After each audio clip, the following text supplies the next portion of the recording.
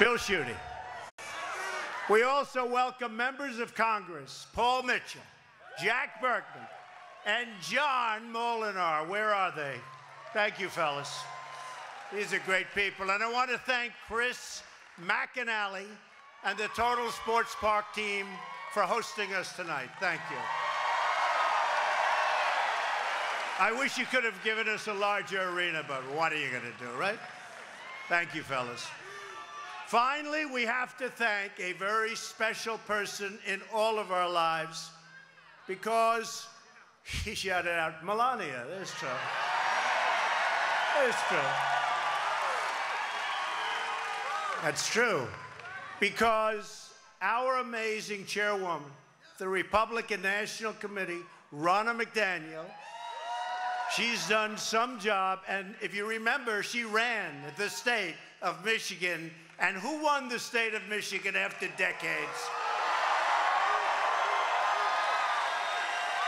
I remember that night. You know, it's been a long time since the Republicans won Michigan.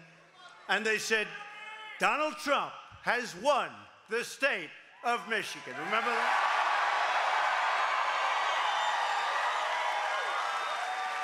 And we won a lot of other states also. That was some night. So I want to thank Ronna for the great job that she really has done. She's done it literally right from the beginning. In fact, when we needed somebody over at the RNC, I said, get that woman that ran Michigan. We need to elect more Republicans so we can protect our cities, defend our borders, grow our economy, and continue to make America great again. And that's what we're doing. We're doing some job. We're all doing it together. But you see what's happening with regulations, with massive tax cuts, with judges.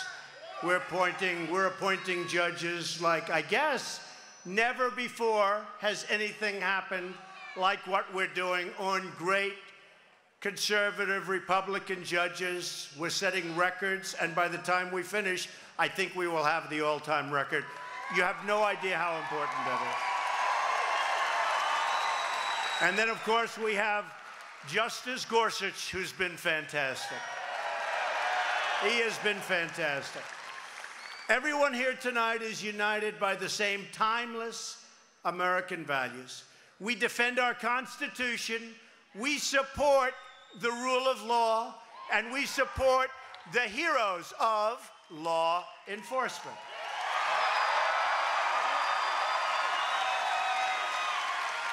We have pride in our history and respect for our great American flag. We defend our flag, and we honor our flag. And if others honored our flag, they'd be a lot better off, wouldn't they? Wouldn't they be a lot better off? We put our hands on our hearts for the Pledge of Allegiance, and we do that proudly. And we stand for the national anthem.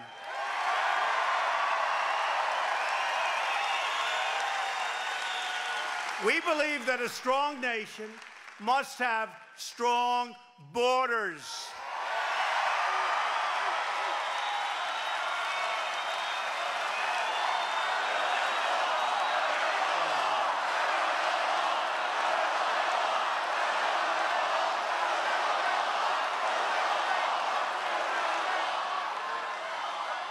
Are you watching that mess that's going on right now with the caravan coming up? Are you watching this? And our laws are so weak. They're so pathetic. Given to us by Democrats. They're so pathetic. Nancy Pelosi, Chuck Schumer.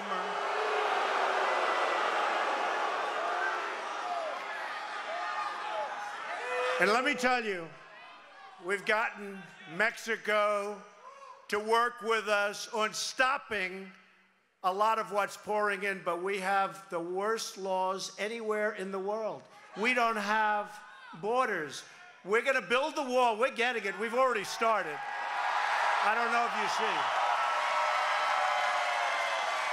You know, it's funny. So San Diego, they're being just overrun. Great place. But they're being overrun by people pouring. So they're begging us for a wall.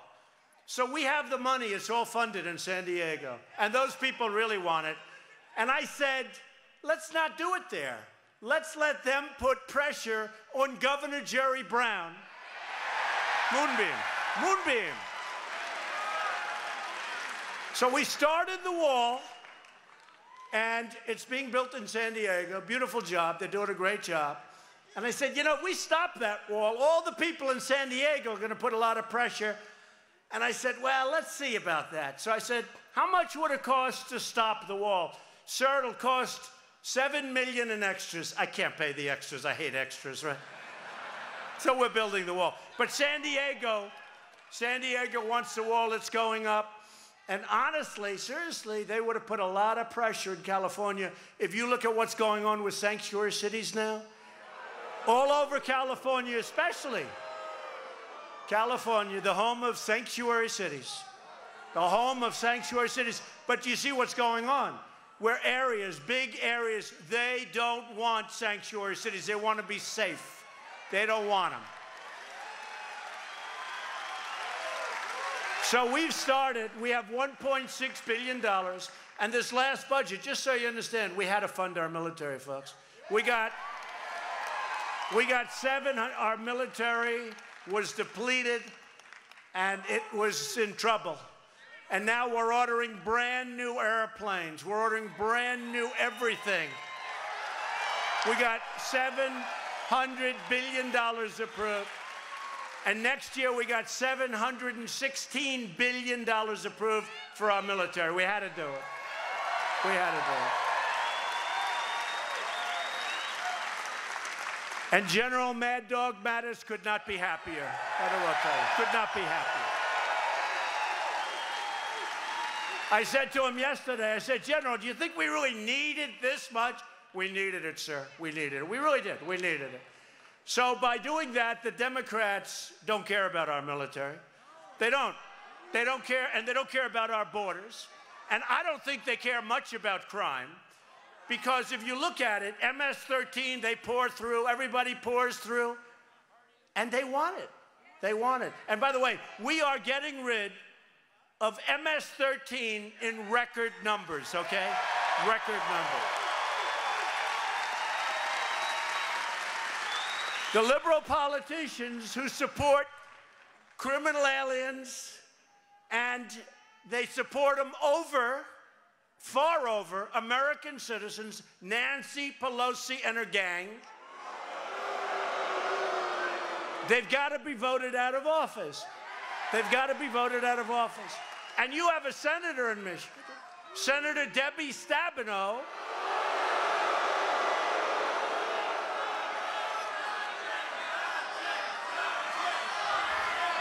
She voted against Kate's law. She voted against tax cuts. She votes against borders. She wants people to flow into the country, and you people just keep putting her back again and again and again. It's your fault. So you got to get to the poll. And we have some great people running. The primary is going to be over with soon. But we have some great people. And honestly, if you want the borders to be secure, if you want to keep those big tax... How have you done with the tax cuts, by the way? Okay. And not only the tax cuts, the jobs that have been created. The jobs. Unemployment. Let me tell you, our country is doing great. You know, the stock market, which is not really the all-time indicator, because the country's actually doing much better than the stock market, but the stock market is up almost 35% since the election. But the country's doing actually even better than. You know what bothers the stock market? I would have been up 60%, but I have to do things. You know what I have to do? I can't let other countries take advantage of us, okay? I can't. So we're doing trade deals, and a lot of these folks in Washington, please don't do that. I said, wait a minute, we have a horrible deal on this one, on that one, I won't even mention. We love you, Trump! I love you too.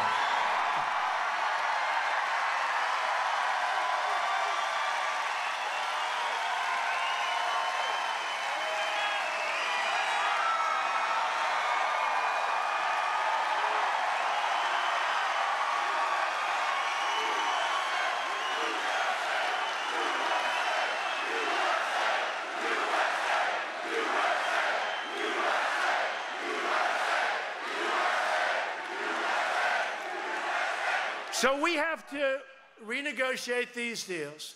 If you look at China, last year with China, and look, he's been of great help, President Xi. He's a friend of mine, but he likes China. I like the USA, but he's a friend of mine. But you know what? He's been a great help on the border with North Korea, and a lot of good things are happening there. A lot of good things. I'm not going to give you what's going to actually happen because we don't really know. But I'll tell you one thing, we're not playing games. And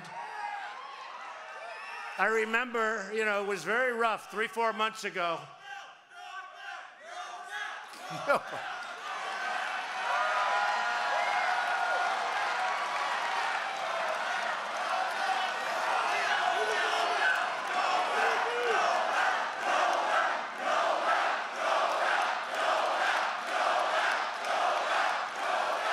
That's very nice, thank you. That's very nice. No bell. I just want to get the job done. So, if we would have,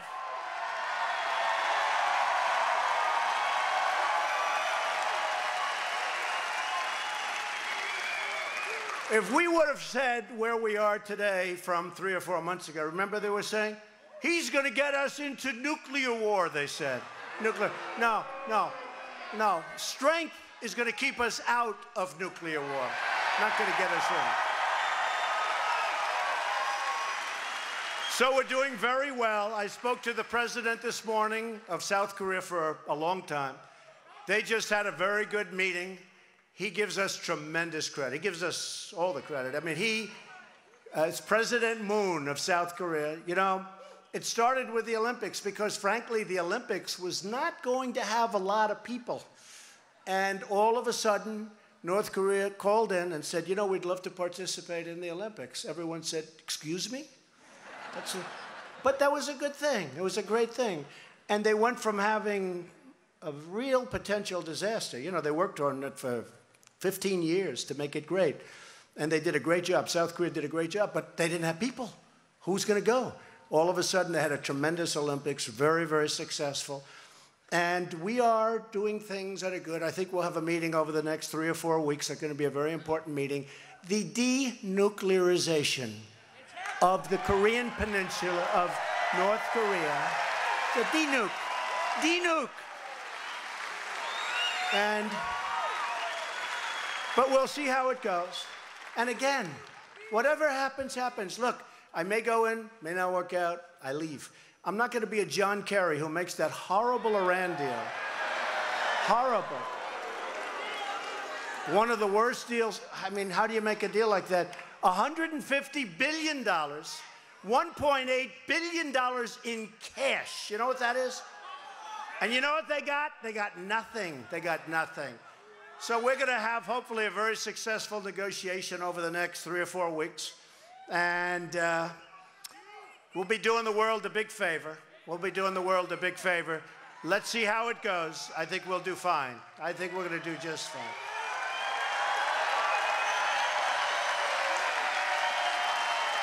I had one of the fake news groups this morning.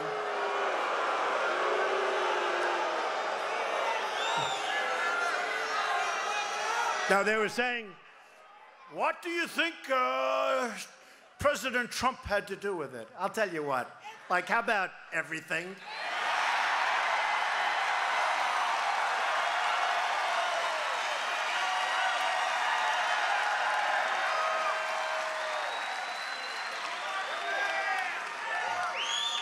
And even President Moon says that, and he's been great. And I'll tell you what, it's going to be an interesting period of time. We had a very interesting thing happen over the last few days. Senator John Tester of a really great place, Montana, who voted, by the way, in favor of sanctuary cities, who's weak on the border, didn't vote for tax cuts. He took a gentleman who is a truly high-quality human being. And what they said about him, what they said about this great American Dr. Ronnie Jackson, an admiral in the Navy. He served 3 presidents. President Obama said he was fantastic. President Bush said he was fantastic. I say he's fantastic. This is a high-quality individual like they would love in Montana. And Tester started throwing out things that he's heard. Well, I know things about Tester that I could say, too.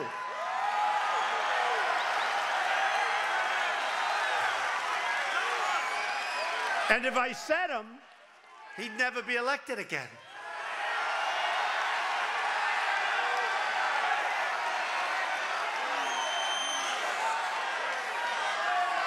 And it was sad because I watched Dr. Jackson, Admiral Jackson, both a doctor and an admiral, high quality. But I watched him, and I suggested it because we're taking care of our vets. You know, we've done a great job with our vets. We have accountability approved. We're getting choice approved. And I pulled it because I didn't like the choice. The choice wasn't good enough. What they were going to, I could have had it already. We could have had it in the last budget, but it wasn't good enough. We're getting choice, which is a big deal. That's going to be game-changing. And by the way, I have 5 great people that want to run the VA. We have great people, but I'll tell you, what John Tester did to this man is a disgrace.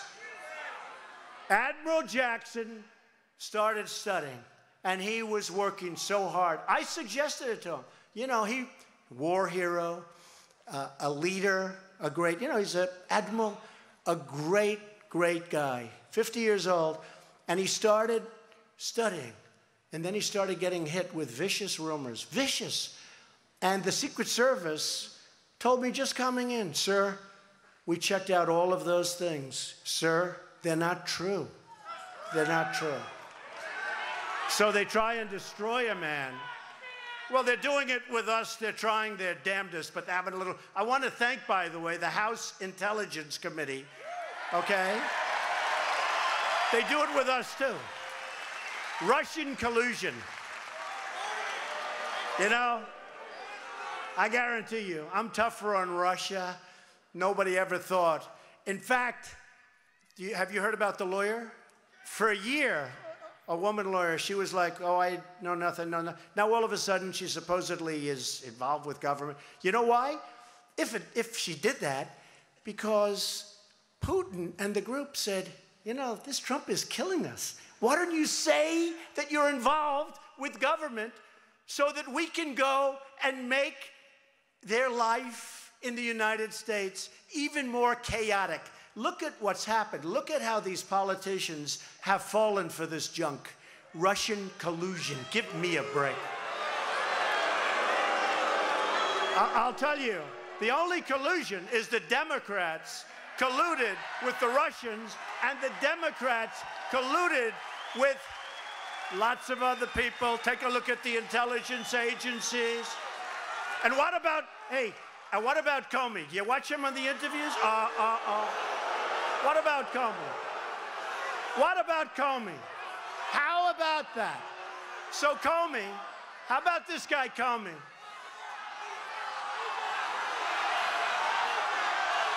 He said the other night, the fake, dirty dossier, he said the other night on Fox, he said very strongly, no, I didn't know that it was paid for by the Democrats and Hillary Clinton. He didn't know. He didn't know. How about that? They start something based on a document that was paid for by the DNC and Hillary Clinton. Honestly, folks, let me tell you, it's a disgrace. We got to get back down to business. It's a disgrace what's going on in our country. And they did that to Admiral Jackson. They are doing it to a lot of people. Innuendo. You know, in the old days when the newspapers used to write, they'd put names down. Today they say, sources have said that President Trump, sources. They never say who the source is. They don't have sources. The sources don't exist in many cases. They don't have sources, and the sources in many cases don't exist. These are very dishonest people, many of them. They are very, very dishonest people. Fake news, very dishonest.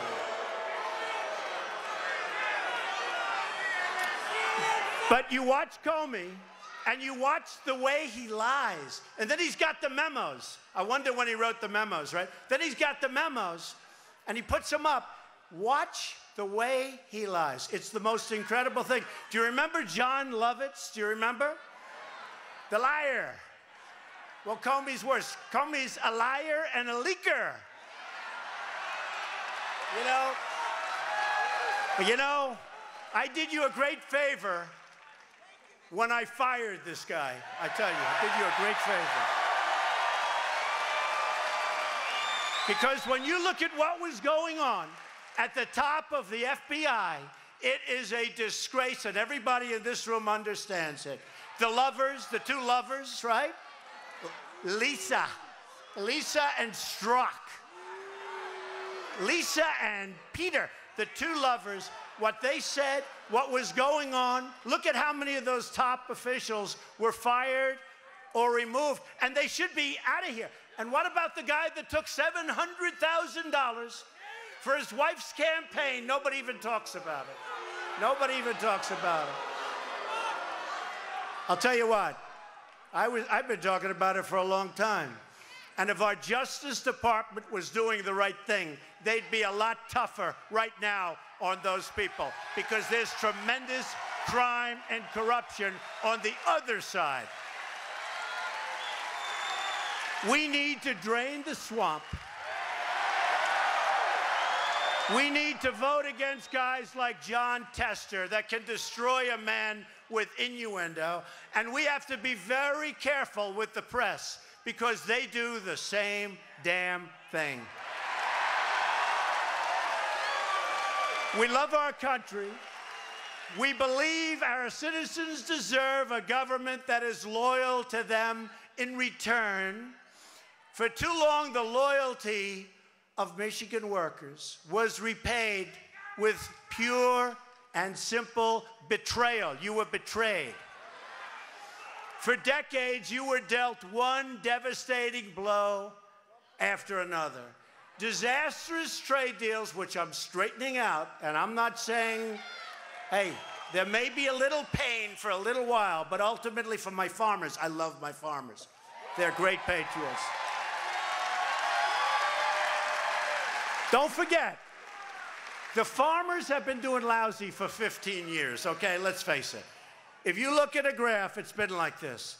So when I say I'm negotiating NAFTA, and if they don't make a fair deal, I'm terminating NAFTA and I'll make a great deal. You're going to do much better. Or when we take on China or the European Union, which has tremendous blocks, it's very hard for us to sell stuff into the European Union. It was put there to take advantage of the United States, okay? So when we do, not anymore, you're right, not anymore. We told them that yesterday, actually. It said the same words. Not anymore. Those days are over.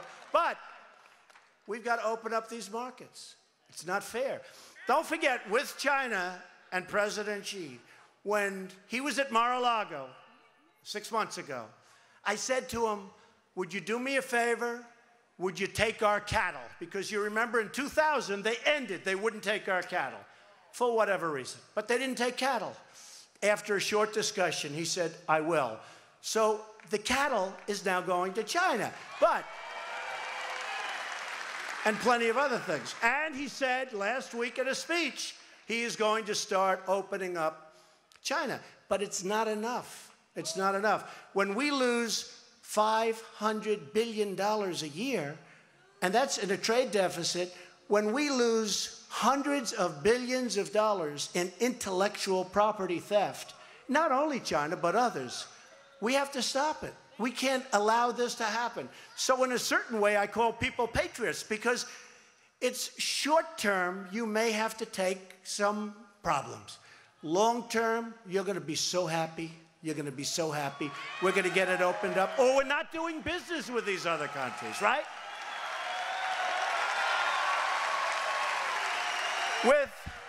With the European Union last year, you know, it sounds so nice, the European Union. You know why? I mean, they literally did, like I said, they formed to take advantage of the United States. And I don't blame them. You know what? I don't blame them I don't blame President Xi. I don't blame Prime Minister Abe of Japan. I don't blame the heads of these countries for taking advantage of us. I blame past presidents and past leaders of our country.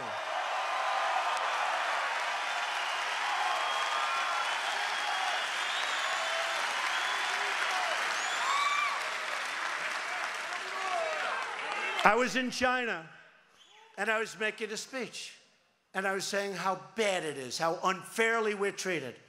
And I'm in front of thousands of people from China. And I could see the mood was getting dark, and I have President Xi over here, and I realized I was going point after point how bad it is for us, how good it is for them. They became a major power since the World Trade Organization, which is a horror show for us, horrible. And I looked at President Xi, and he's the boss. He's the guy. I said, but it's not your fault. It's not your fault. It's the fault of the representatives of the United States who allowed you to get away with it. I don't blame you, right? Right? I don't blame you. And it went out, and that's the way I feel about it. I told Abe the other day, Prime Minister, great guy. They send us millions of cars. We send them wheat, and they don't take it. They don't even want it. We send them cattle. You know what they do? They charge us 50% when we send them cattle, 35% on farm products, but they don't take many because their farmers don't want it. So they're not taking your product. But when they send their cars over, we charge them almost nothing. Let me give you a great example. It's so simple. China. So when they send a car into the United States, of which they send many, including parts, and you people know something about the car industry because I'm bringing it back to the state of Michigan, right? So I'm bringing it back. And, you know, Chrysler's moving back to Michigan from Mexico. You saw that. Some of you are beneficiaries of that one. Thousands of jobs. We have many, many car companies. You see what's going on. Toyota, many companies are opening up in Michigan. The cars are coming back to Michigan. The plants are coming back. They're being expanded. And by the way, do you remember about 6 years ago, I wasn't even running, and they gave me an award, the Republican of the Year. I guess they probably, maybe they knew what was going to happen. I don't know. I wasn't running a long time ago. And I made a speech in Michigan thanking them for the award, saying how horrible, how did you let this happen, where all of these plants closed, moved to Mexico, they build the cars in Mexico, they sell them across the border, no tax, we lose the jobs, we lose the taxes, we lose everything. How did anybody let this happen? And guess what? Not happening anymore, folks. It's not happening. So now they're moving back. Now they're moving back. But let me give you an example. So China, great people. By the way, great people, great country, great leader. But when they sell a car into the United States, they pay 2.5% tax. When we sell a car into China, number one, they don't want it because they have barriers, so they won't take it. But if they took it, it's a 25% tax, okay? So think of it. So think of it. So they have a tax that's 10 times higher. Now, what they say is, we don't want your cars. We have a barrier, but if we take them, it's 25%. So we're 2.5, 25. So far, it doesn't sound good. But what's really bad is they say, we won't take your cars. We want you to build your factories in China and make the cars there. Okay. All right. But you know what? Why are they wrong? Because now we're doing that also, okay? Build your factories here if you want to sell cars in the United States. Let them build them in Michigan, right? Michigan. And Ohio and Pennsylvania. You see what's happening. You see what's happening. They're really coming back. And by the way, ahead of schedule. You know, I've only been here for 15 months. We have a lot of things happening. There has been, and I don't say this hopefully in a braggadocious, I say it as a fact. There has been, even some of these people back there agree with this one, although they try like hell. They try. They try. But nobody in the first year of office has done what we've done. It's not me, it's we. We. The first year. Regulations, tax cuts, judges. You look at what we've done, nobody's done what we've done. And in fact, you know, just in coming over, your great congressmen are in the back of the car. Do you know what the sulaks are? Sulaks? Well, the sulaks are going to hell. You know that, right? And we're going to get them fixed up. We're going to get them fixed up. And for the farmers, okay, it's going to get good. And we're going to let your guest workers come in because we're going to have strong borders, but we have to have your workers come in. You know, the unemployment picture is so good, it's so strong, that we have to let people come in. They're going to be guest workers. They're going to come in. They're going to work on your farms. We're going to have the H-2Bs come in. We're going to have a lot of things happening, but then they have to go out. Then they have to go out. But we're going to let them in because you need them. You need them. In Wisconsin, I was very instrumental in getting Foxconn to come. A friend of mine, great guy, fantastic. They make a lot of the Apple iPhones and they make almost all of it. I mean, they are an incredible, really an incredible company. They're building a fantastic plant, and it's under construction now. And they're going out and they're recruiting and they're getting people and they're doing it professionally. But we need people to be able to come into our country, do your jobs, help you on the farms, and then they go out. They're going to leave. Guest workers. We're going to take care of that. Guest workers. Don't we agree? We have to have them. We have to have them. After years of rebuilding other countries, we're finally going to rebuild our country, okay? It's about time.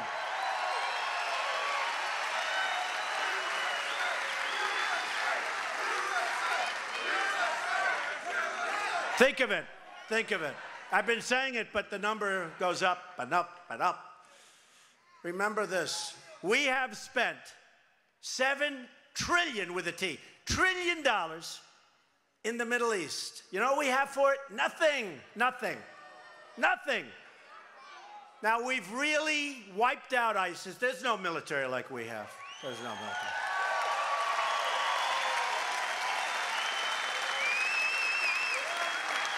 And now I've asked some of the richest countries in the world, sorry, folks, you got to pay for this. You know, we're tired. We don't want to pay. And we'll work with them, and we'll stop the trip to the Mediterranean for the enemies. We'll do lots of things. But we got to come home. We're going to let people there. We're going to have those people pay. They got to pay. They got so much money, they don't know what to do with it. They're rolling in money. And nobody, I've been asking them, by the way, I've been asking. I'll give you a little story. I gave it the other day, but nobody reports it. So, you know, I said we're going to move the embassy to Jerusalem, right? Right? So a month ago, they come into my office with an order. Sir, I have an order. What's the order? Sir, we're going to build the embassy. I said, where? In Jerusalem, sir. Okay, good. How much? Sir, $1 billion. I said, whoa, whoa. And I had the thing half signed. You got to see this. It's signed Donald. And then it stopped, and then I put a big X over the Donald. $1 billion, sir. I said, wait a minute. We're going to spend $1 billion building essentially a one-story building. We're going to spend $1 billion. So I called my guy, the ambassador to Israel. His name David Friedman. Well, you know him. He was one of the biggest, smartest lawyers, a deal lawyer, one of the biggest in New York, represented me over the years. He's just an incredible lawyer. And he loves Israel. He loves our country. But he does. He loves Israel. He's very proud of Israel, very important to him. And I said, you know, David, let's see if you can make peace. But part of it is, let's see about this. So I called him. I said, David, I'm not spending $1 billion on an embassy. No, sir, you don't have to. I said, what do you mean? I think I can do it for $150,000. I said, what? I said, $150,000? He said, yeah, we have a great site. They were going to buy a site. We have a great site, the best site. It's got a building on it, and I can take a corner of that building, and I can spend $150,000, sir, and I can build a beautiful embassy, and we can have it open, sir, in 3 months. Big difference, huh? Big difference. So we went from $1 billion to $150,000. And I took the liberty of saying, David, if you spend a little more than $150,000, that's okay. So we save a bit. Now, it's temporary, and but it's nice, and we get it open. At $1 billion, most of us, except all of these really beautiful young ones up here, we won't even be around to see it. Here we get it open immediately, and it's opening in like a month. You've been reading about it.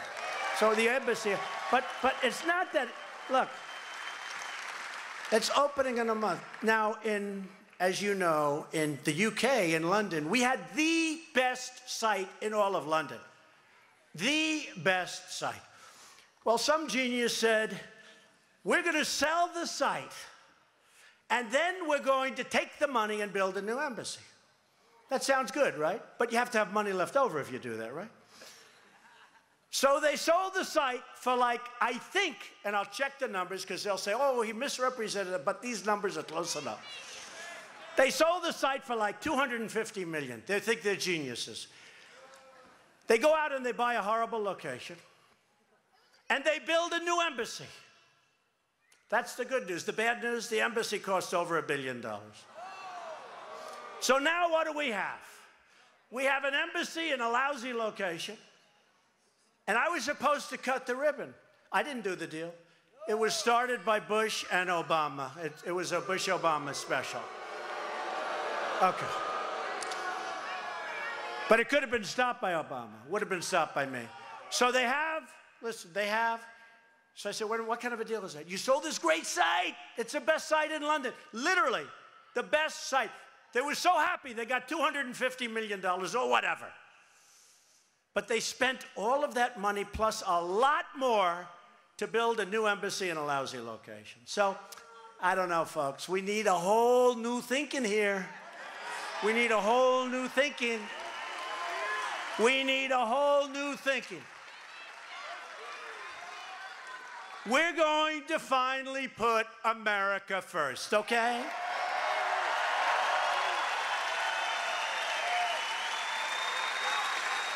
Since the election, we've created more than 3 million jobs, including 300,000 new jobs in manufacturing. We love manufacturing.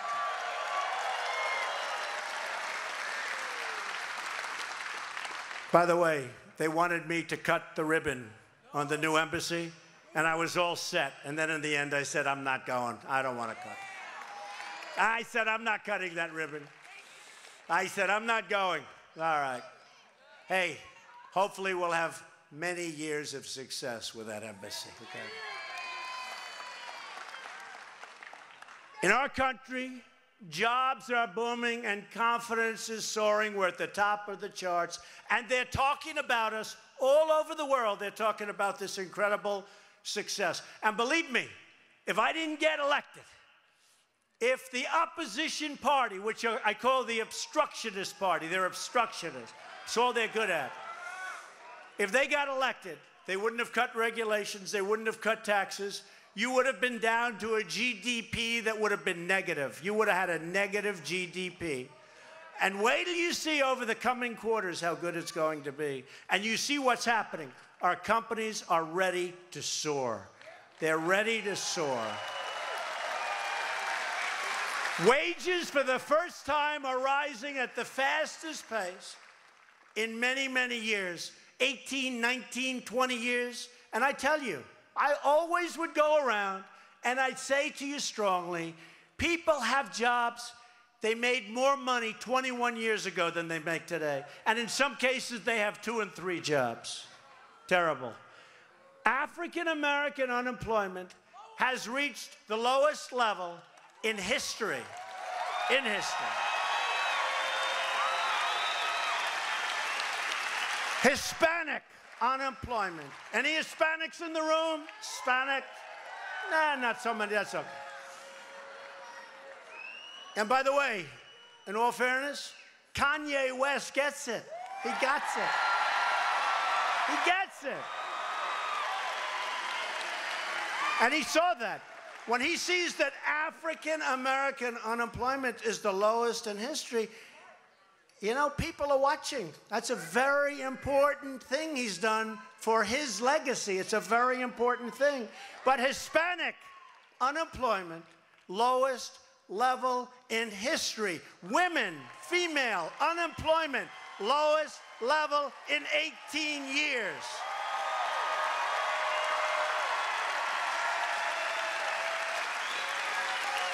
And wages are going up for the first time in many, many years. It's great.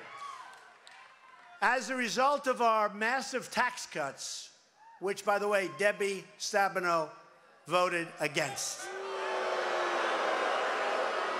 And if they get in, if the Democrats get in, they're going to take the tax cuts away, and they're going to raise your taxes to a much higher level than you ever thought possible. That's what they want to do, so they can give the money away. Millions of Americans are receiving large bonuses and bigger paychecks than they've ever received because they have so much money that they didn't even know they were making. You see what's happened as of February 1st. And right after the cuts, the corporations gave massive bonuses, and they continue. Here in Michigan, Chrysler handed out $2,000 bonuses to 60,000 workers and announced plans for a $1 billion investment in Warren, creating a minimum of 2,500 jobs.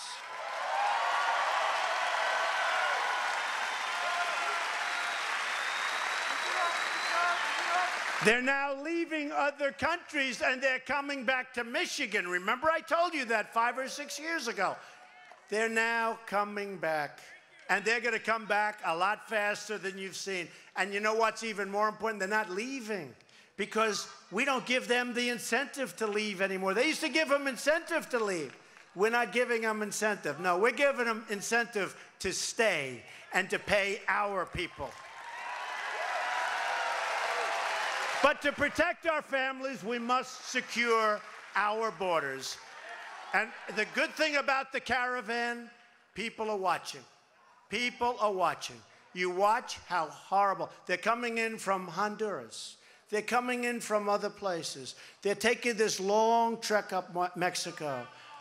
We want Mexico to help us, and we have to demand it, but Mexico's going to help us. But there's still hundreds of people that out of maybe 2,000, there's still hundreds of people. And our laws are so corrupt and so stupid. I call them the dumbest immigration laws anywhere on earth. If a person puts their foot over the line, we have to take them into our country. We have to register them. We then have to ask them a couple of questions. Lawyers are telling them what to say, how unsafe they are. And once they say that, we have to let them go to come back to court in like a year. Only one problem: they don't come back. Okay, that's the end. Welcome to the United States. This is the law. And we have at the border the greatest people, the Border Patrol, the ICE agents. These are great people. These are great people. And the laws are so corrupt. They're so corrupt. And you know, one of the reasons they do it is because the Democrats actually feel, and they're probably right, that all of these people that are pouring across are going to vote for Democrats. They're not going to vote for Republicans. They're going to vote no matter what we do. They're going to vote. So there is a theory that they do it for that. They do it for a lot of reasons. A lot of times they don't even know what they're doing. They don't even know why they're doing it. But we have to have borders, and we have to have them fast. And we need security. We need the wall. We're going to have it all. And again, that wall has started. We got $1.6 billion. We come up again on September 28th.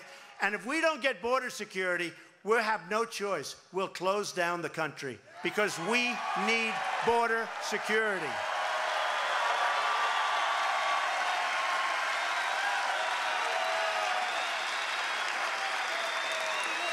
So we don't have a wall, but a big portion's being built. A lot of it is being fixed. We have wall that wasn't wall. We have wall with big holes in it that's old. And a lot of it is being fixed right now. And we're putting up brand new gorgeous stuff. We're building new, as I told you, in San Diego and other places. But we want to now do the big job. So we're going to see what happens. But we have to have border security.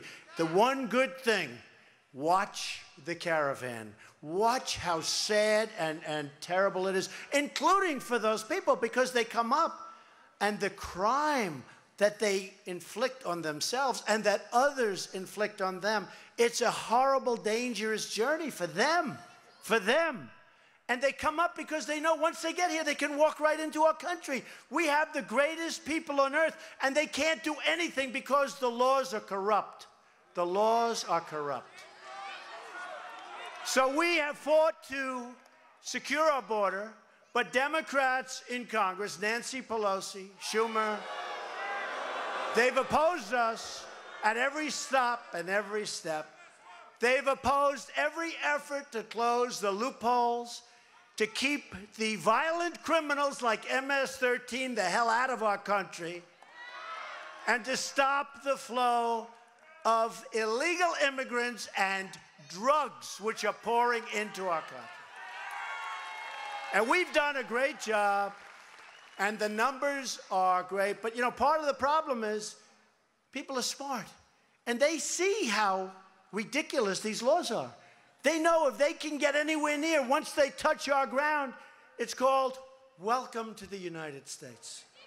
How crazy is it? How crazy are we to allow this? So I will tell you, the Republicans are working hard. And Debbie Stabenow is one of the leaders for weak borders and letting people in. So I don't know how she gets elected. A vote for a Democrat in November is a vote for open borders and crime. It's very simple. It's also a vote for much higher taxes. It's also a vote for be careful of your Second Amendment. Okay, be careful. Be careful of your Second Amendment if they get in. The open border policies of the Democratic Party are not just wrong, they're dangerous, and they're, in fact, deadly. They're deadly. They make no sense. They're deadly. Their policies let gangs, some of the most vicious gangs in the world, pour into our country. They pour into our country. Do you know on Long Island, you have gang members that are so tough that we send in these incredible ICE agents. But you know what? The ICE agents are much tougher. And they're grabbing them, and I'll tell you what. A doctor, please. Doctor.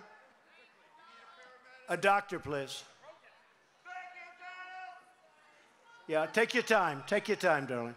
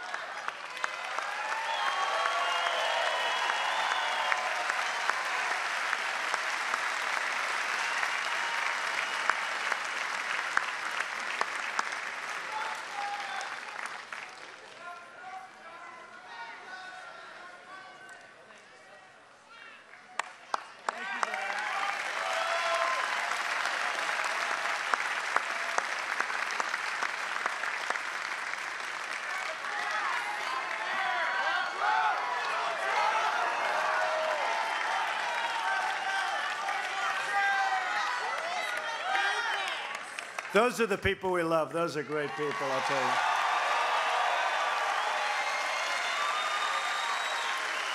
And the doctors, thank you, doctor. Thank you. Great job.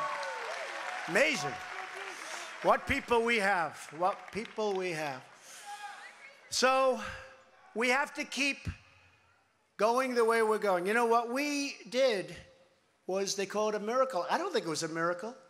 Do you remember on Election Day, because it was really the day before, but it was 12 o'clock in the evening, when I started speaking, Grand Rapids, he says Grand Rapids. And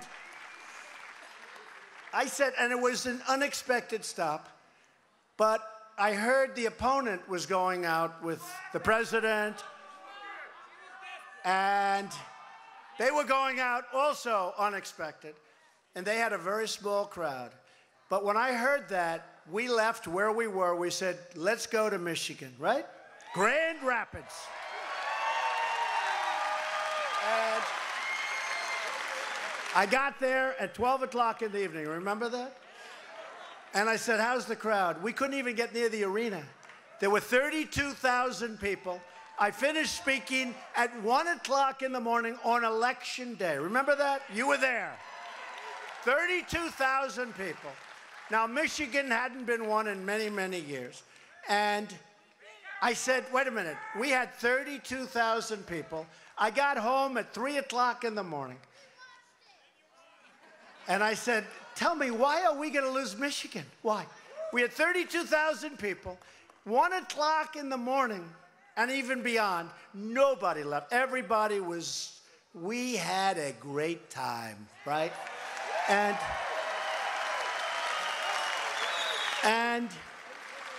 I said, so why are we going to lose Michigan? And they said, because the Republicans lose Michigan. I said, wait a minute. I'm bringing the cars back. I'm bringing the plants back. I'm bringing the jobs back. We're going to win Michigan. And we won Michigan, I think, quite easily. Right? Remember that? I always said, I made that speech. That was my last speech. I made that speech on Election Day, because by the time we finished, it was 1 o'clock. It was Election Day. This November, every American will face a choice. Now, they say if the House doesn't make it, very important. You have great congressmen. These are great people. These are great, great people. And thank you. But we have to keep the House. Because if you listen to Maxine Waters,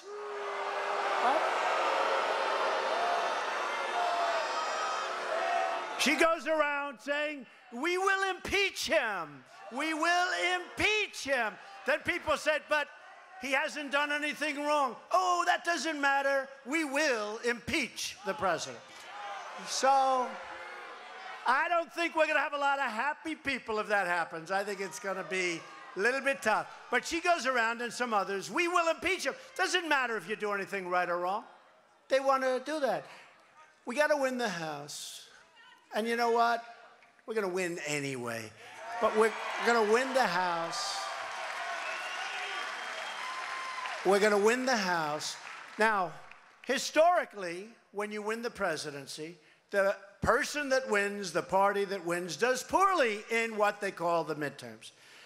And the reason is, I guess, you take it easy a little bit, right? Something happens. I guess it's 93, 94% of the time. This is over a long period of time. I don't know what you get. You know what it is? You get complacent. We cannot be complacent. We got to go out, right? We got to go out.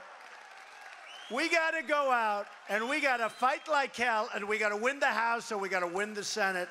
And I think we're going to do great in the Senate, and I think we're going to do great in the House, because the economy is so good. The economy is so good. And because if you look at us all around the world, we're respected again. We're not pushovers anymore. We're not pushovers. You saw the president of France. He came in, great guy. Chancellor Merkel came in yesterday from Germany. No, it'll all be fine. Look, again, don't blame them. Blame the people that used to stand here with much smaller crowds, but that's okay. Blame your American presidents and your American representatives. But it's not happening anymore. We're respected again. As a nation, we're respected. We're not the patsies anymore. We're not the pushovers anymore.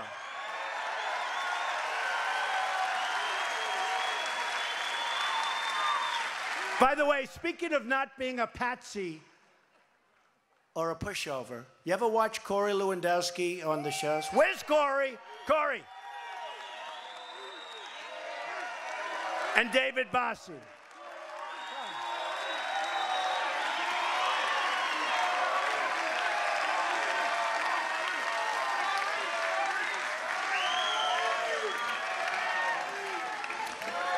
He also had very little experience. He only ran one campaign and he won, so he's 1 for 1. Corey, say a few words. This is Trump country! We love you, Michigan. Thank you for supporting Donald J. Trump as your next president of the United States. Thank you very much. Thank you, fellas. I saw them back. They work hard, and these are great people, and we appreciate it. They really, really appreciate it. Okay, ready? So we need more Republicans. We got to get more Republicans. Because, you know, they say we have a majority. Well, 1 in the Senate, very few in the House. We need more to get it done. We're going to get it done one way or the other, but we need more with your help. We're going to elect more Republicans, and we're going to deliver even more. Now, again, other than health care, which, frankly, we got rid of the individual mandate, which is the worst part of Obamacare. We're doing association health care very soon. It's coming out over the next couple of weeks, which is going to be incredible, where you're going to buy great health care, highly competitive. Remember, I used to talk during the debates, get rid of the state lines. We're getting rid of the state lines. You'll be able to go out in groups and buy great health care at a very low and competitive price. And essentially, we are getting rid of Obamacare. Some people would say, essentially, we've gotten rid of it. But you no longer have the individual mandate. You remember what that is. That's where you had the privilege, a privilege of going out and spending a lot of money so that you had the second privilege of not having to buy health care. So you paid for the privilege of not buying health care. We got rid of it in the tax cut plan. Big thing. Big thing. That was so unconstitutional. But that was the worst part of Obamacare. We got rid of that. And you see what's going on. And we're really producing. And except for one vote. Remember the one vote? 3 o'clock in the morning, thumbs down. What a vote that was. What a vote that was. That was some vote. But despite that, it's going to come out great. So we've gotten rid of a lot of Obamacare. We're going to get rid of the rest. We got you, the tax cuts. We want every American to know the dignity of work, the pride of a paycheck, and the satisfaction of a job well done. There's nothing like it. Together, we can lift millions of Americans from welfare to work, from dependence to independence, and from poverty to prosperity.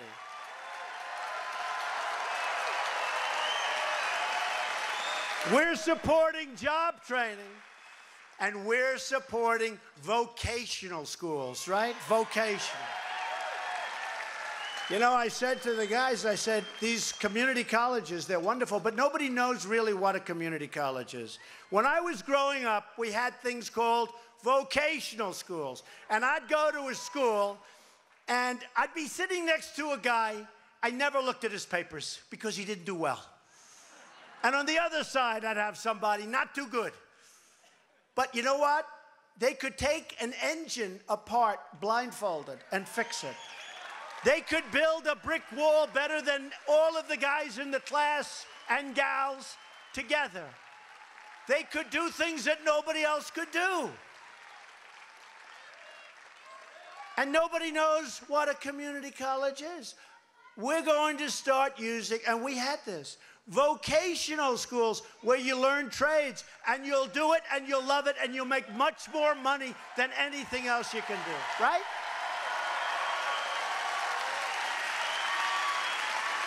And those are the people we need in our country right now. We need skilled people. And when people come across the border, we want to take them in, but we want to take them in based on merit, not based on a lottery. Lottery. We want them to come in based on skill and based on merit so they can love our country, they can help our country, they can do things for our country, not come in based on some random lottery system. And that will happen. It's all happening. We're going to build new bridges and airports and highways and waterways all across this magnificent land. And you know what we're doing with your locks? We're going to start that as soon as I get back. I told you, Congressman, write that name down for me. It's the Army Corps of Engineers. We're going to be calling them. It could be tonight, depending on the time I get back. But it might be tomorrow, even though it's a Sunday. Can I call it a Sunday? Is that okay? No? Your lock. It's not working too well, right? Not working too well. Well, it hasn't been fixed in 50 years, in all fairness. It'd be nice to fix it. After spending all that money in the Middle East, can you imagine? We can't fix a lock. We'll get it fixed. We're going to put new steel into the spine of our country and breathe new life and new hope into our beautiful communities. And in everything we do and every decision we make, we will stand up and we're going to be proud. You know what? We're going to be proud of America again. We are going to stand up for America. And we're not going to apologize anymore for America. You know, I told you before, we've done a lot. We've done more than anybody in a year. We're here for 16 months. And honestly, it just feels like we've been here a long time together because the fight has been a long fight. But did you ever think we would have accomplished what we've accomplished in this short period of time? Do you know, part of the problem the country had, and one of the reasons our jobs are doing so well, our companies are doing so well, wages are going up, because we had regulations which were staggering. It would take 20 years to get a highway or a roadway approved environmentally. It would take years and years to get the simplest permits. I got rid of those rules and regulations. And by the way, we're going to have crystal clean water. We're going to have beautiful, clean air. We're going to be great. We're going to reject people if they don't have the right project. But projects aren't going to take 18 years to get approved. And then in many cases, it's thumbs down after working 18 years. No, we're going to get it done. We're going to stand up for places like Detroit that need help. We're going to stand up. And we're going to stand up for great states like Michigan, and we've done that. This is the state where Henry Ford invented the assembly line. This is it. It's the state that gave us Motown, the Mustang, and the might of the American Midwest. It's a great state.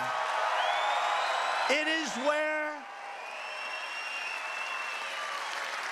generations of proud workers at General Motors and Chrysler and Kellogg transformed our nation and changed the entire world. We were the leader, and now we're the leader again, and everybody is seeing it. And don't forget this, we have increased the values over the last 16 months tremendously. We are almost twice the size of the next largest economy. Remember that. Don't forget that. Don't forget that. And we're going to be growing very fast. It's time to look past the old divisions, tired thinking, the stale debates of the past, and finally come together as one nation under God. One nation under God. We are one people with one home and one great American destiny. Remember what I said. They're looking at us all over the world. When Chancellor Merkel came in to see me, she said, "Congratulations, Mr. President. What you've done is incredible with your economy." When the President of France came in to see me, President Macron, wonderful guy. Emmanuel, we like shaking each other's hand. Now, he's a great guy. And she's terrific. But you know what? She's for Germany. He's for France. I'm for the USA, okay? Does that make sense?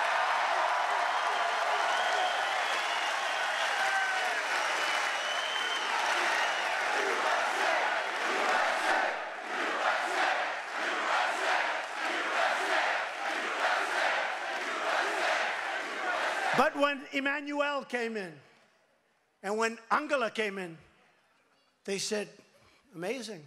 Congratulations. What we've done in a short period of time is incredible." So regulations. We've cut more regulations in this 15 to 16 months than any other president has cut in 4 years, 8 years, or, as you know, FDR, in one case, 16 years. And it's not even close.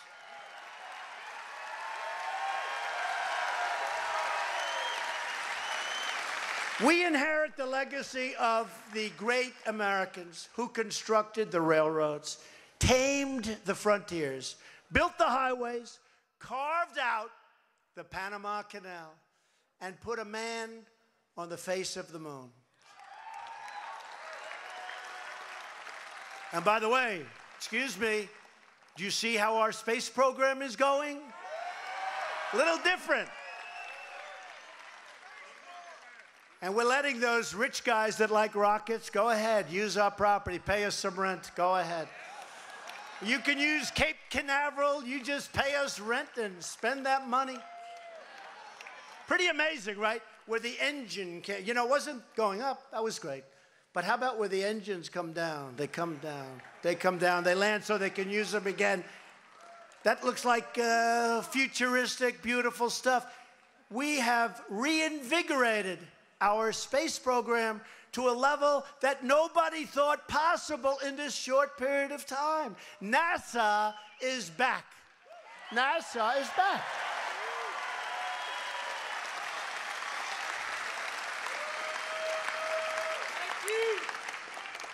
And Mars is waiting for us, you know that. Great. You know what it is? It's great, it's science, important. Very important militarily, folks. Very important. We have the best military. We now, again, we have the best military in the world. We're going to have a military, the likes of which nobody has ever had, the best that we've ever had by far. And these are the times when you want to have a very powerful military. You don't want to have to use it, but you have to have it. We stand on the shoulders of patriots who poured out their sweat and blood and tears for our country, for our flag, and for our God. As long as we are proud of who we are and what we're fighting for, there is nothing beyond our reach. There's nothing. Look what happened to us, right? Here we are. Look what happened to us. You know, a poll came out the other day. Rasmussen, I was at 51%. And then they said, you don't read about that. You never hear them talking. You watch this fake CNN. Well, the polls. Do you ever notice? They're always talking. Do you ever notice CNN? Well, you know, he's not very popular. They were saying that before the last election victory. And now we're much higher than that. But they said 51%. And then somebody, some genius analyst said, but he's got at least 10% of the people that don't want to say they're voting for him. And you know what I say to that? We'll take them anyway, whatever it takes. Huh? I don't know if it's an insult or not, but you know what? We love those people. Because those people came out in the last election and they said, don't talk to us. We'd like to know, how are you voting? Don't talk to me. They go in, Trump, they come out. Remember the exit polls? The exit polls. They come out. Who did you vote for? None of your business. 100% those people are for Trump. We love those people. We love them. We love those people. You know, there was a mayor of a certain city.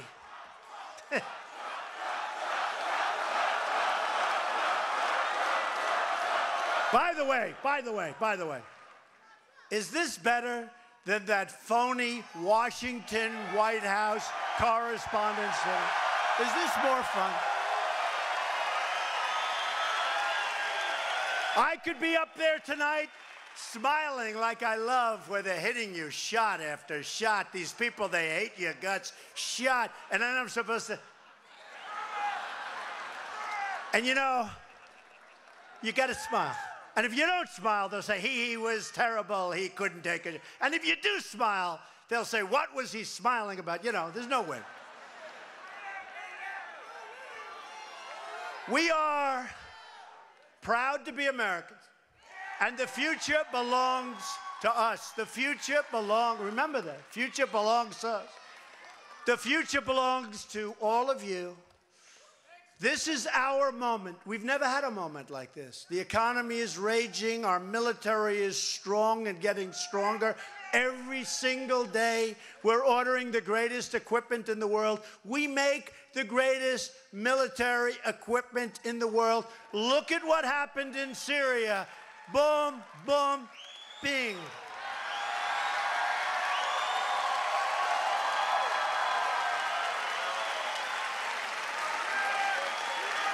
You know, after the attack, we had to do that. People cannot use gas.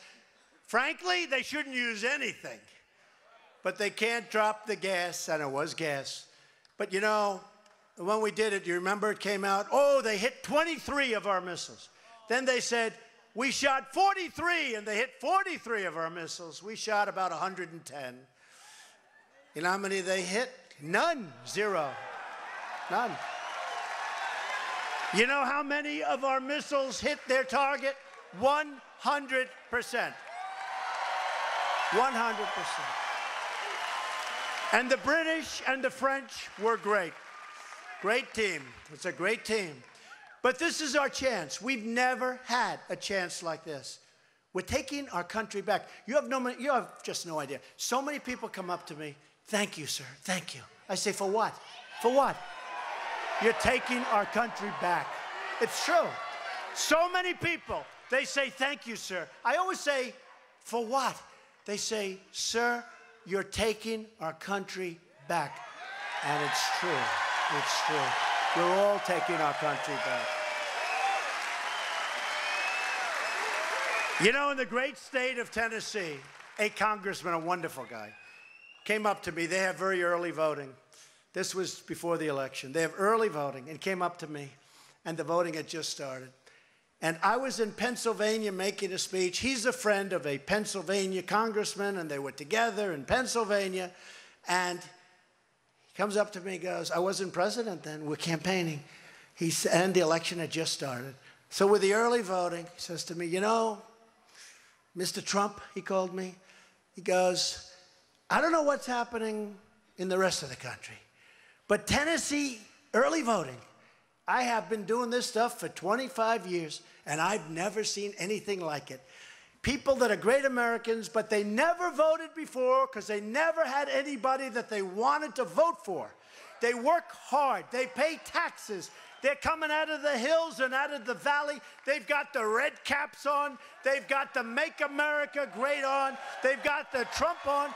And I don't know what's happening, but if every place is like Tennessee, you're going to win this election, Mr. Trump. True.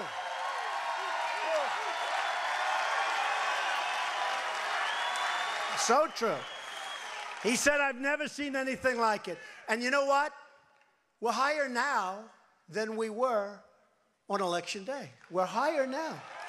Because now people are seeing the results. It's actually easier because people are actually seeing the result. Before I said, I'm going to do this, I'm going to do that, we're going to get a tax cut, we're going to get rid of the individual mandate, we're going to do all these things. Judges, regulations. Now, I've done it.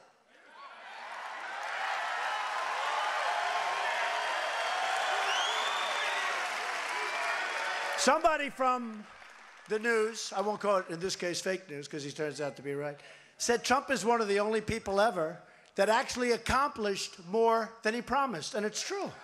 I'm a politician, I guess, but I accomplished more than I promised, and I'm doing it for you. Our great journey together is just beginning. So with love in our hearts and hope in our souls, I say these words again. You've heard them before. You've liked them before. We can't say them too much, because together we will make America strong again. Together we will make America wealthy again. Together we will make America proud again. We will make America safe again. And we will make America great again. Thank you, everybody. Thank you.